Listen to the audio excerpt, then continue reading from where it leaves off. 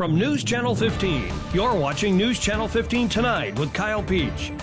This is News Channel 15 Tonight. Hi, good evening, and thanks for joining us tonight. I'm Kyle Peach. Here's a look at what's going on. Our top story tonight, 46-year-old Tara Day Jones of Mount Carmel has been sentenced to 15 years in state prison to be followed by a year of parole in Wabash County Circuit Court. State's Attorney Kelly Storkman says Jones was arrested in July of 2023 following a multi-year investigation by Mount Carmel Police and the Southern Illinois Drug Task Force into the unlawful delivery of meth in Mount Carmel.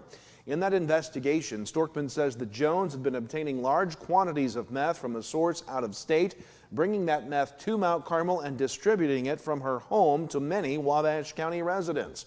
Storkman says during the prosecution of the case, authorities were able to seize the Jones residence, ensuring that it would no longer be used in the distribution of narcotics within the community. On Sunday, Mount Carmel police arrested 39-year-old Mary M. Culliver of Mount Carmel on an Edwards County failure to appear warrant. She was taken to the Wabash County Jail. Saturday, Mount Carmel police arrested 46-year-old Mary E. L. Camp of Mount Carmel for domestic battery after a physical dispute at a residence on the 700 block of West 6th. It's alleged that Camp had kicked her spouse in the head while he was lying down after an initial dispute. She was taken to the county jail. Also Saturday, Mount Carmel police arrested 47-year-old William R. Nolting of New Albany, Indiana, for possession of meth, driving suspended, unlawful use of vehicle registration, and operating an uninsured vehicle after a traffic stop. In addition to the traffic violations, the arresting officer found about 3 grams of suspected meth on Nolting's person. He was later released on a notice to appear. Back on the 12th, Mount Carmel police arrested 39-year-old Jonathan M.L. Schroet of Mount Carmel for criminal damage to property after an incident in the 100 block of Southview Drive. The alleged victim reported the rear tire of his Acura had been slashed. A camera in the area provided officers with evidence indicating Schroet had cut the tire in question. He was later released on a notice to appear. And finally, Carmi police conducted a traffic stop at Foley Drive and Stewart Street on Tuesday. WRUL reports 39-year-old Tasha Freeman was arrested for driving suspended and was taken to the White County Jail. She was later released on a notice to appear. Wayne County State's Attorney Kevin Kakak has announced he will step aside at the end of his current term, which expires at the end of this month. Although re-elected unopposed on the November 5th ballot, Kakak, a Republican, has decided not to assume office for that next term, citing his desire to pass the torch to the next generation. WFIW says that shortly after the spring 2024 primary, Kakak hired Kyle Ellis, a local attorney, as assistant state's attorney. And over the past year, Kakak says that Ellis has gained his full confidence. Looking ahead, Kakak plans to continue working full-time in the legal field and is eager to explore new opportunities. Kakak's final day as state's attorney in Wayne County will be November 30th. The Wayne County Board is expected to select his successor in December, with Kakak set to recommend Kyle Ellis for that job. The Carmi City Council has passed an ordinance establishing rates for service calls for Carmi Light and Water customers outside the 7 a.m. to 3 p.m. weekday workday. WRUL says for each service call as defined in the ordinance concerning electrical, water, sewer, or other, the charge will be $100 for the first hour and $125 each additional hour. Calls on city-observed holidays will cost you an extra $50. City officials say, by the way, that you could be fined $500 for tampering if you do attempt to turn off the city-owned water meter yourself at your home or business. The Richland County School Board met Tuesday. WSEI says the board approved the tentative 24 tax levy. The 10-year Health Life Safety Survey for the middle and elementary schools was approved. The board authorized the purchase and installation of lighting at the middle school at some $36,000 in cost through the PALS Electric. Also, no action was taken on the proposed donation to the nursing building project at Olney Central College due to lack of a motion. The board did review the 2024 school report card, noting the middle and high schools were rated as commendable, while the elementary school received an exemplary rating. In personnel matters, the board accepted resignations from elementary supervision aide Rayleigh Burt, district paymaster Rita Kamen, elementary teacher Jennifer Fritchley, high school assistant boys basketball coach Dakota Brown, and high school head volleyball coach Brenda Stallard. The board did approve the hiring of Ashley Travaux as special ed parapro and Kaylee Hemrick as elementary supervision aide. The board also approved 24 volunteers for coaching and extracurricular activities, including 1 at the middle school and 23 at the high school. The Fairfield High School Board met Monday night. WFIW says the board approved to open a new 90-day certificate of deposit for $3 million at 4.35% at Fairfield National Bank. It approved the fiscal year 25 maintenance grant and the property casualty liability insurance renewal with Wright Insurance. A new contract with Pepsi was approved for 5 years and the Jostens yearbook contract for 3 years. In personnel, the board voted to accept the retirement of Dennis Gifford as transportation director effective May 30th. It accepted the resignation of Chet Snyder as paraprofessional effective November 29th and the resignation of Nate Neal as special ed teacher effective December 20th. The board voted to rehire Macy Clark as a long-term sub and approve the appointment of Andrew Gifford as a volunteer basketball coach. The Hamilton County Chamber of Commerce held its annual dinner and awards banquet Saturday night. The Chamber awarded its first $1,000 business grant to Main Street Diner, and the first emergency grant this year for $1,000 went to KG's Market. WMCL says that Hometown Swirls was presented the Business of the Year award. The Ted Satterfield Award went to Sam Wilson, who was also presented with an award as a retiring board member with over 15 years of service on the board. Over 125 volunteers took part in the 46th annual White Squirrel Count in Olney this year. WSEI says the count recorded 81 albino white squirrels and an average of 1,007 gray squirrels, with both populations seeing an increase compared to last year. However, the event also noted a significant rise in stray cats, with 130 reported this year, up from 85 a year ago. Experts expressed concern over the growing number of stray cats in Olney as they are natural predators to the albino squirrels. Research suggests that without conservation efforts, Olney's albino squirrel population could disappear by 2034. To help preserve the population, experts recommend feeding and providing water for squirrels, particularly in the winter months. Suitable food includes nuts, seeds, fruits, corn, and beans. Additionally, drivers are urged to stay alert near areas with high squirrel activity, often marked by squirrel crossing signs in Olney, and also reduce speed there to avoid accidents. Community support and awareness are vital to ensuring the survival of Olney's iconic albino squirrels.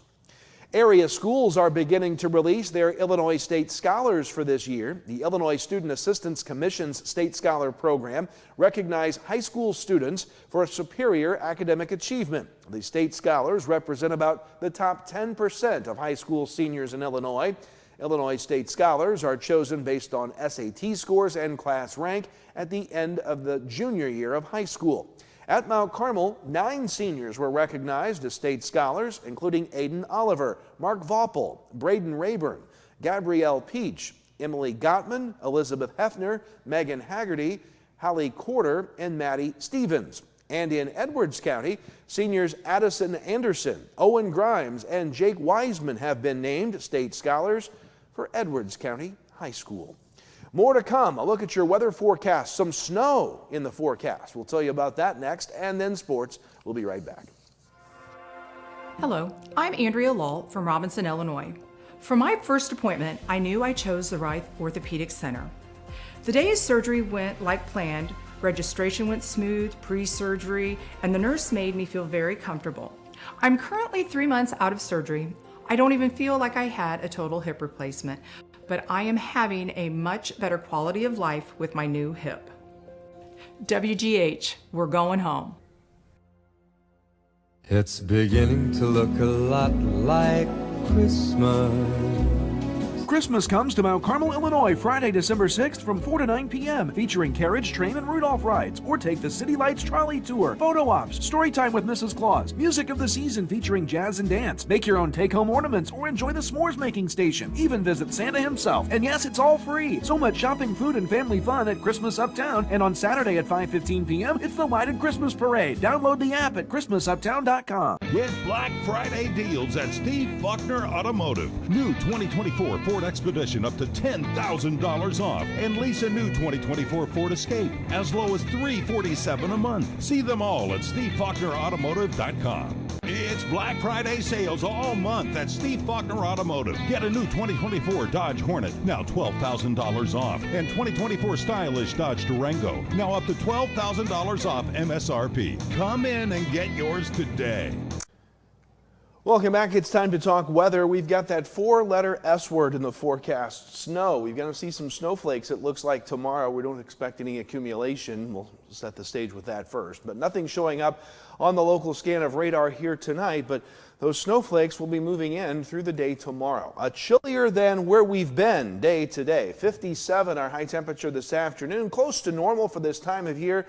46 was our low this morning.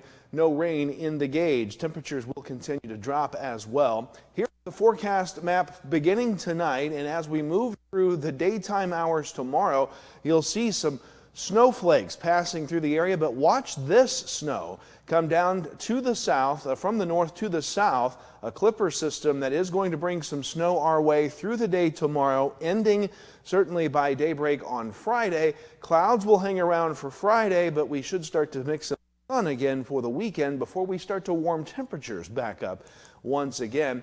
Here's the rain forecast through 7 o'clock Friday night. Again, very minimal amounts here in southern Illinois, but as you head off into southwest Indiana, you'll get up to that 1/4 of an inch of rain forecast through Friday night. But here's our first ever look at the snow forecast.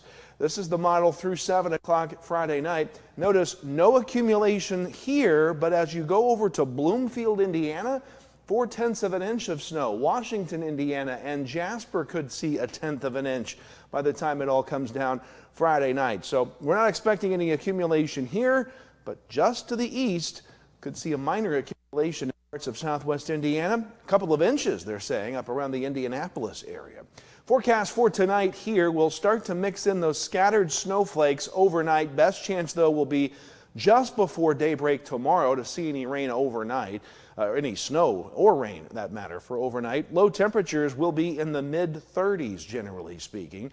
Through the day tomorrow, we'll see that mix of potential rain showers and snow showers. High temperatures will struggle to only get to the low 40s tomorrow. Thursday night, again, that rain-snow mix will be ending. Overnight low temperatures will be in the mid to upper 30s Thursday night. Friday, one more cool day, but the warm-up begins. I don't think we'll see much in the way of leftover precipitation. If we do, it will be very early in the day on Friday.